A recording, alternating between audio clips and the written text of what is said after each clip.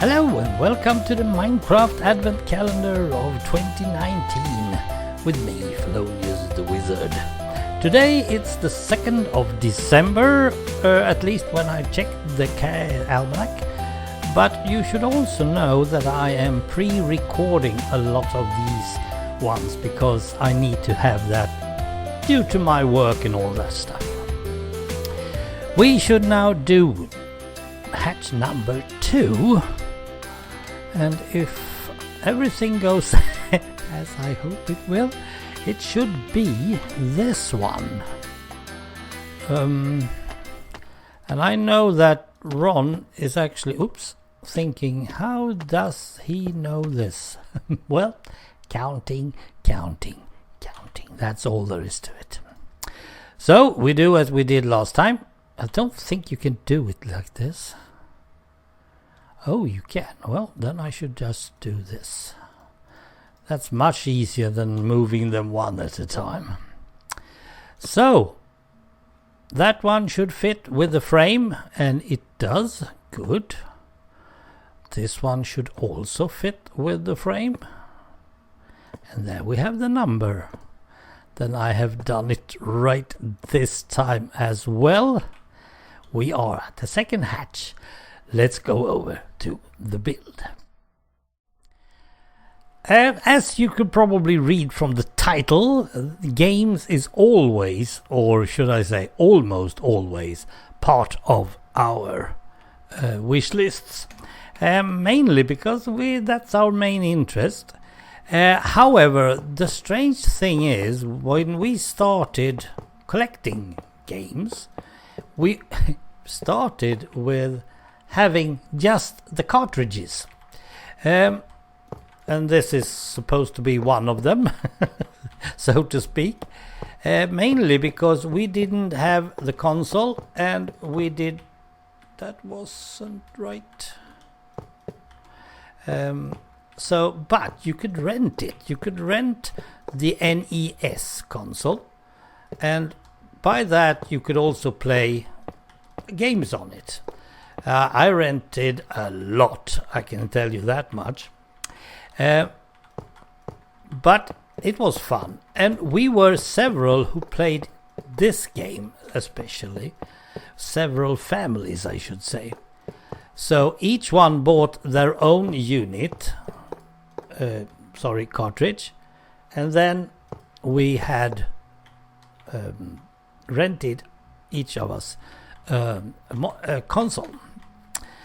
They were pretty cheap. I mean, you paid like $50 a week or something like that, and with 50 I mean Swedish crowns. That's $5 today, probably the same back then. And $5 a week just to rent it, that was, for us at least, that was very cheap. So we rented it and we played like mad. And for those of you who hasn't been playing this game, a golden game with a battery in it, I can tell you it is, of course, The Legend of Zelda for the NES. It was, as far as I know, the first game with the save option. You could suddenly save whatever you wanted. And I must say that was pretty neat. I like that option a lot. Oops, that one should probably not be there. So just making sure that you played on your character. Now there was only 2 saves, so yeah, you had to play your own character. I'll keep that one, I think. And we played, and we learned, and we contacted each other. If there was anyone who didn't know how to fix level 4, then you just phoned to your friends and they will probably tell you, you just do like this. And we did. Oh, what we did. Let's see, I think I'm going to do like this. This is the label. Not totally sure that it is that big, but let's just do like this. And the green one, just to make sure that we have link in the description. Now there was some text all over the place, but I'm not going to do that because I don't think we need it. Anyone who has seen a NES cartridge knows what it looks like, and hopefully this will be fine. Now, of course, suddenly time passed by. We have the SNES, the SNES as we called it, still, and then we had the Nintendo 64. I jumped all those. I started to do, first of all, my Amiga, and then I tried to do other stuff. I should probably have a frame of black, shouldn't I?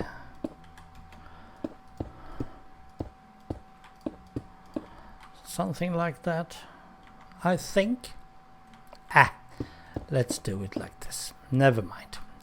So, this NES cartridge for The Legend of Zelda.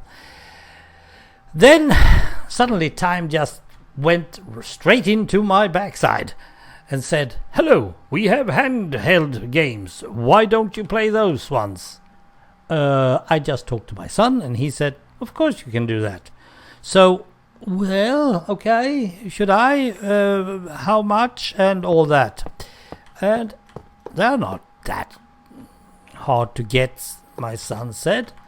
And at that moment, we were really into Pokemon, of course. Pokemon was the big thing at this part. And to play Pokemon, you needed another type of console. Let's see, one more, right? And suddenly you had to play with the Game Boy. First the Game Boy Color for me, and then the Game Boy Advanced. And the thing that I'm trying to do here is actually the Pokemon Leaf Green. This is one of the classics when it comes to me and my son. Suddenly he says, "Well, if you can get me the Pokemon Leaf Green, I will be pleased." What? Leaf Green? Hello? What's this? And he said, "Well, it's the latest for the Pokemon. You can get Fire Red and you can get Leaf Green." Fire Red? Okay, red and blue. Red and blue. What's the blue one then? There isn't anyone. What? My son said no, they skipped blue and they took green instead, because green was the thing that they had back in this Japan. So the Japanese people are playing green and red. We are playing blue and red. And I was totally confused because I was still into gold, silver, just silver for me, by the way, because I was way behind on everything. And then suddenly I should go to Pearl Diamond, and then I should go back to Red Green, and I was totally confused, and I was saying, this can't be right. He was right, of course he was right. So I got him the Leaf Green, I got myself the Fire Red, and we started playing. But again, something happened. Well, first of all, Steam happened. Steam made me stop doing handheld games. Perhaps that's bad, I'm not totally sure, but it did. So I just made PC games, that's all. And then Minecraft came. During that time there was a lot of, among others, Pokemon games that I was totally skipped of. And suddenly I'm sitting with a 3DS XL, and it's going to play whatever it was that time, and I was totally confused, but it worked out fine. And then I started to collect the other games and all that. So now I'm on Pokemon side up to the Sun and Moon. Then I don't want to do anymore. because I don't want to buy the Switch. But these games were really some memorable stuff that I got hold of. I have good memories from many PC games as well, including Minecraft, of course. But games are games, you can't really beat them. That's the way it is. So this is some things that I would love to have the opportunity to get the feeling back. The feeling of playing Zelda for the first time. If there is any game that has been close enough, I must say it's XCOM and XCOM 2. I actually found yet another one that was called Fell Seal. That was a bit of the old tactics game back in the Game Boy Advanced style. Turn-based, you move, you fight, and that's good. But this was something we did together, a lot of us. Not only just me, because I'm a gamer, not just my son, because he's a gamer, but the whole family is all around us. We played Zelda like mad. Never got to the wish list as such, well, except for that leaf green thing, but you never know. It might come back. I do own one NES. I do have even the Atari V2600 and a lot of stuff. But you can't play those games anymore because the battery is dead. You can't save, which is a pity. So you have to go and play it on an emulator. That's not the same. And perhaps you can also do it on 3DS. I don't know. I haven't tried that. But you do have to buy it in the digital version, I suspect. Yeah, those were the days. Right, now let's get back to Close the Hatch. Right, by that we close the hatch for number 2. We know what's inside, and that's good enough. Still, if you want to add anything, please do. I hope the comments are still there. I hope they will be all December long. And I will try to build it. But as I said, I do pre-record some because of my working schedule. Oh, thank you for watching, and bye for now.